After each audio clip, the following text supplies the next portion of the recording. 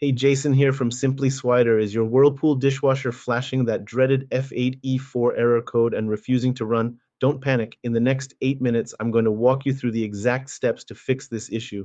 Good news is, most of the time, this is something you can handle yourself without calling someone like me out. Before we get started, if you run into any questions, jump into our Facebook group. Links in the description. We've got thousands of people helping each other fix their appliances, and I pop in there daily to help out.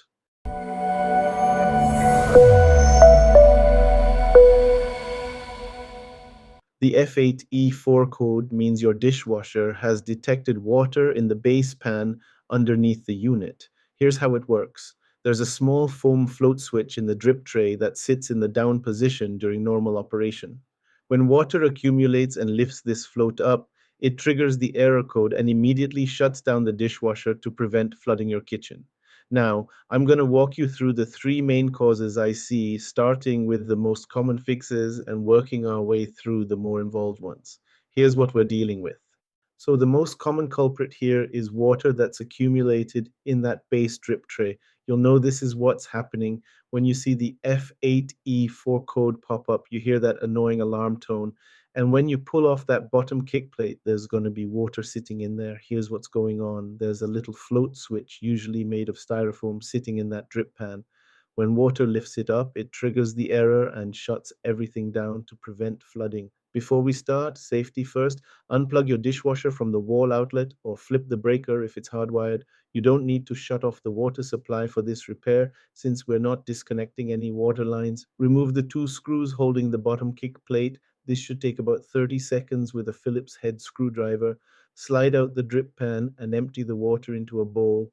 Now look for the most common culprit, the water inlet hose connection on the left side of the unit. You can see right here where that hose connects. If it's wet around there, grab some pliers and give it another quarter to half turn.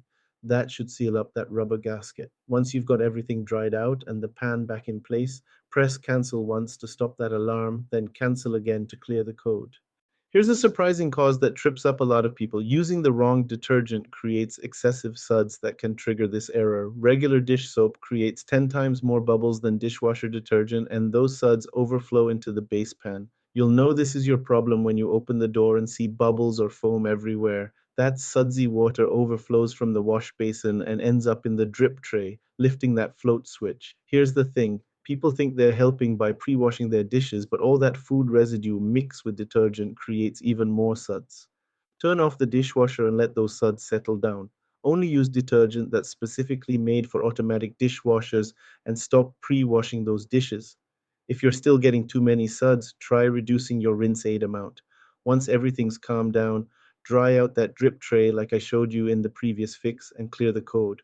Sometimes the float switch itself is the problem, or you've got a slow leak from the door gasket that's causing water to trickle into that drip tray.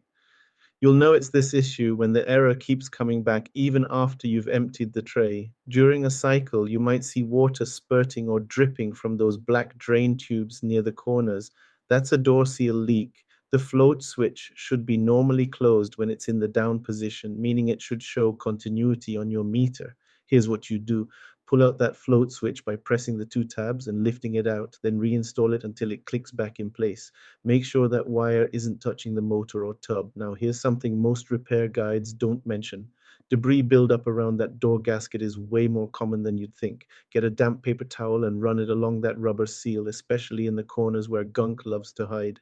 I've seen this hundreds of times where cleaning out that built up debris stops the slow leak completely. If the switch fails your continuity test or looks damaged, you'll need to replace it. The drip tray itself runs about 21 to 26 bucks, and this is probably the easiest thing you'll ever fix on a dishwasher. You just empty it out and reinstall it. Now, if the tray is cracked or damaged, you'll need to replace it, but most of the time you're just emptying water out of a perfectly good tray. You can find replacement trays at appliance parts stores or online. This is definitely a DIY repair. It takes about 5 minutes and saves you a service call. For the float switch, you're looking at anywhere from $24 to $87 depending on your model. These are usually located at the bottom front of the tub, and replacing one is pretty straightforward. You just press those tabs, pull out the old one, and click in the new one. Make sure you get the right part number for your model. You can grab these at Parts Data, Affordable Appliance Parts, or most appliance repair shops. Way cheaper than having someone like me come out and do it for you. Control boards run from 215 to 317 bucks. And here's where I got to be honest with you. This is often misdiagnosed. Don't replace the control board until you've checked everything else first. Make sure your wiring harnesses are good and all the other components test out fine. This is definitely a job for someone experienced with electronics, and honestly, at this price point, you might want to consider whether it's worth fixing or replacing the whole dishwasher. You can see right there on your screen the most commonly affected models that run into these F8E4 issues. Take a look and see if your model number shows up. You might even spot your own dishwasher listed there. These units displayed here are the ones I see most often in my repair calls for this particular error code. That's how you tackle the Whirlpool F8E4 error code. Start with checking that drip tray for water, make sure you're not over sudsing with the wrong detergent, and clean out that door gasket if the problem keeps coming back. Most of the time, one of these fixes will get your dishwasher running again and save you a couple hundred in repair costs. If you guys know someone who's having appliance troubles, please send them the link to this video or a link to my channel where I have tons of other videos showing how to fix pretty common issues with appliances, sometimes for free or as little cost as possible. It sure beats having a repairman come out and spending several hundred for them to fix it when it could be something so simple. If this video saved you a service call, smash that like button and comment below with which solution worked for you. Was it the drip tray, suds issue, or something else? Your comment helps other viewers know which fix to try first. And if you haven't already, please subscribe to the channel. We'll get this out to more folks who need to save some time and money. Thanks for watching, and I hope you guys have a great day.